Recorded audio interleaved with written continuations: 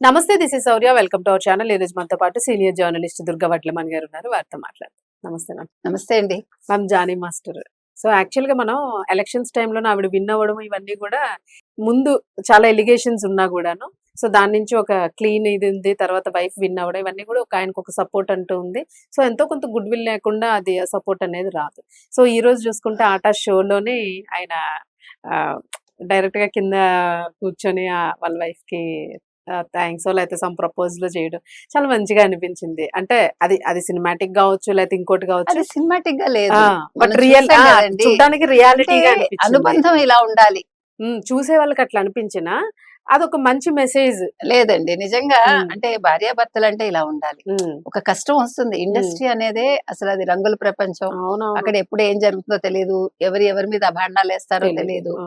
కొన్నిసార్లు నిజాలు ఉండొచ్చు, అబద్ధాలు ఉండొచ్చు. ఉమ్. నిజం తొందరగా పాకుతుంది, ఉమ్. దానికి చాలా అంటే పవర్ ఎక్కువ ఉంటుంది. అబద్ధం తొందరగా అబద్ధం అదే, ఉమ్. నిజం నిలకడగా అంటే, కాదు, నిజం వెళ్ళొచ్చేలోపు అబద్ధం ప్రపంచం చుట్టొచ్చేస్తుంది. ఉమ్.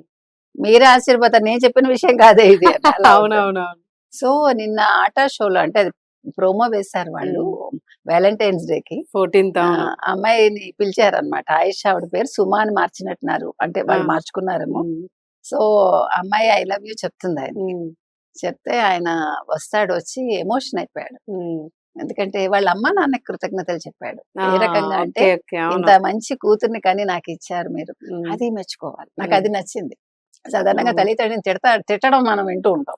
నేను ఇలాంటి కూతుర్ని కన్నారు, ఏంటిది పిచ్చిది, ఇలాంటి కూతుర్ని కన్నా, ఇలాంటి మాటలు వింటాం. దానికి రివర్స్ లో అంటే జానీ మాస్టర్ పడ్డ వేదన మనకు కనిపిస్తుంది. మంచి పీక్ లో ఉండగా అతని మీద ఒక ఎలిగేషన్ రావడం, అతను ఎంత అసలు మనం చూసాం కదా.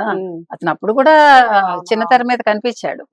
ఆ తర్వాత ఆయన నిన్న వాళ్ళ లవ్ స్టోరీ చెప్పాడు.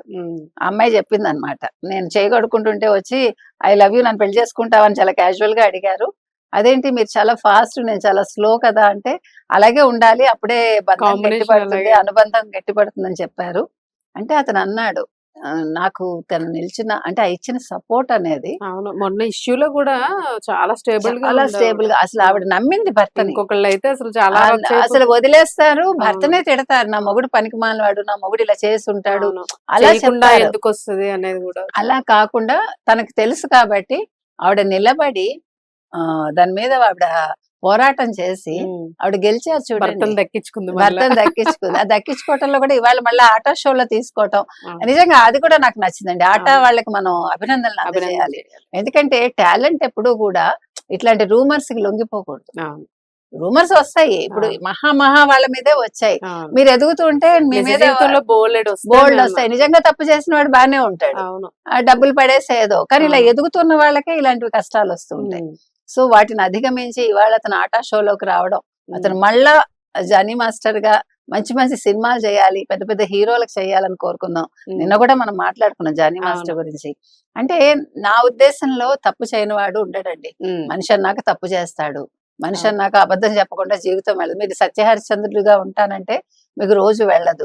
మీరు నిజంగా నిజం చెప్పినా అవతలవాడు నమ్మడు. నిజం చెప్తే నమ్మరు, అసలు ఫస్ట్ నమ్మరు. నిజం చెప్పినందుకు చివాట్లు, దాన్ని చెప్పావులే, నీకే తెలుసు, మరి మాకు తెలియదు, ఇట్లా మాట్లాడతారు.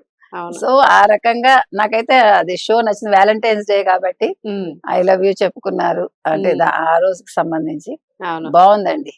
మన జానీ మాస్టర్ ఇంకా ఉన్నత స్థితికి రావాలి, ఆయన మంచి మంచి సినిమాల కొరియోగ్రఫీ చేసి. ఇప్పుడు మళ్ళా తన ముందు ఇంకా అప్సెట్ అవ్వకూడదు సైకలాజికల్ గా. అతను తన టాలెంట్ మీద దృష్టి పెట్టాలి, ఎందుకంటే భార్య సపోర్ట్ ఉంది కాబట్టి. ఎవడేమనుకుంటే ఒక్కటండి, ఒక్క విషయం మాత్రం చెప్తా, ఇప్పుడు మనం తప్పు చేసినప్పుడు మన తల్లిదండ్రి మనం నమ్మితే చాలు. ఫస్ట్ ఇంట్లో కుటుంబంలో పెళ్ళైతే భర్త నమ్మాలి, లేదు భర్తని భార్య నమ్మాలి, వీళ్ళని పిల్లలు నమ్మాలి. అది నేను అనేది. కుటుంబం నమ్మాక ఏ విషయమైనా సరే బయట వాడు ఏమనుకున్నా మనం పట్టించుకోవాలి, ఇంట్లో వాళ్ళే అంటేనే మనం చాలా బాధాకరం. మ్యామ్, ఒక చిన్న మెసేజ్ మీరు ఏం చెప్తారు? February 14th ప్రపంచ ఇంట్రెస్ట్ లేదండి. ఏదైనా ఒక మెసేజ్ ఇస్తారా? అంటే నేను అనేది ఏంటంటే, ఏదేదో వాళ్ళెవరితో ప్రేమికుల రోజు మనం చేసుకోకర్లేదు. మీరు నిజంగా ప్రేమించిన వాళ్ళైతే మీరు ఆలోచించుకుని మాత్రం అడుగు వేయండి. ఎవరినో ఒకటి నమ్మేసి మీరు గుడ్డిగా వాడిని పెళ్లి చేసేసుకుని మీకు జీవితాన్ని రోడ్డు మీదకి తెచ్చుకోవద్దు, మీ అమ్మా నాన్నల్ని రోడ్డు మీదకి లాగద్దు, అంతే చెప్తా. మీరు ప్రేమించడం తప్పు ఒప్పు నేను చెప్పను, అవును. కులాల గురించి కూడా నేను మాట్లాడు. కానీ నేను ప్రతిసారి చెప్పినట్టే ఆర్థికంగా నిలదొక్కున్నాక అవతల వాడు మంచివాడు అనిపిస్తే, లేదా అవతల అమ్మాయి మంచి అమ్మాయి అనిపిస్తే పెద్దల్ని ఒప్పించి పెళ్లి చేసుకో. సపోర్ట్ అనేది సపోర్ట్ చాలా అనేది important. చాలా అది అవసరం. లేక ఈ ఇప్పుడు రోజు మీకు చాలా ఇంకో మంది- సంగతి తెలుసా, ఇటీవల కాలంలో మీరు గమనించండి, చాలా మంది అప్పుడేమో పెళ్లిళ్ళు చేసేసుకుంటారు. అవును. ఎలాగా, ఏదో తాళి కట్టేసో లేదా రిజిస్టర్ పెళ్ళో ఊరికే భార్యాభర్తల నేను వల్ల నా మాత్రం చెప్పుకొని పెంచుకోలేనా, నేను తలో గింజ తాగి బతికేద్దాం అంటారు. బతికేస్తామని అంటారు. ఇప్పుడు 50 ఏళ్ళు వచ్చాక 60 ఏళ్ళు వచ్చాక అప్పుడు మేము పెళ్లి చేసుకోలేకపోయాం సంప్రదాయబద్ధంగా, అని ఇప్పుడు సంప్రదాయబద్ధంగా పెళ్లిళ్ళు అవును. పిల్లలే చేస్తున్నారు. అవసరమా? మరి ఆ రోజు ఎందుకు వద్దనుకున్నారు? నేను చేసిన తప్పు మీరు మీరు చేయకండి అని చేయకండి పిల్లలకి అని చెప్పడం. పిల్లలకి చెప్పడం. ఇవన్నీ కంటే చక్కగా పెళ్లి అనేది జీవితంలో మనం గుర్తుంచుకునే ఒక పెద్ద విషయం. అది అంటే పెళ్లి జీవితంలో భాగమే, గాని పెళ్లి చేసుకోవటం అనేది జీవితకాలం గుర్తుంటుంది కాబట్టి ఇంకొక లైఫ్ అందంగా చేసుకోవాలి. కబుర్లు చెప్పేవాళ్ళు చెప్తారండి, ఇదెందుకు అదెందుకు అంటారు, అన్ని వాళ్ళు పాటిస్తారు. మీరు అది కూడా గమనించుకోండి. సూక్తులు చెప్పే వాళ్ళ మాటలు పెడచెవిని పెట్టి మీ మనసుకి నచ్చింది, అందరూ ఏ మార్గంలో వెళ్తున్నారో ఆ మార్గంలో వెళ్ళడానికి ప్రయత్నించండి. Right ma'am, thank you.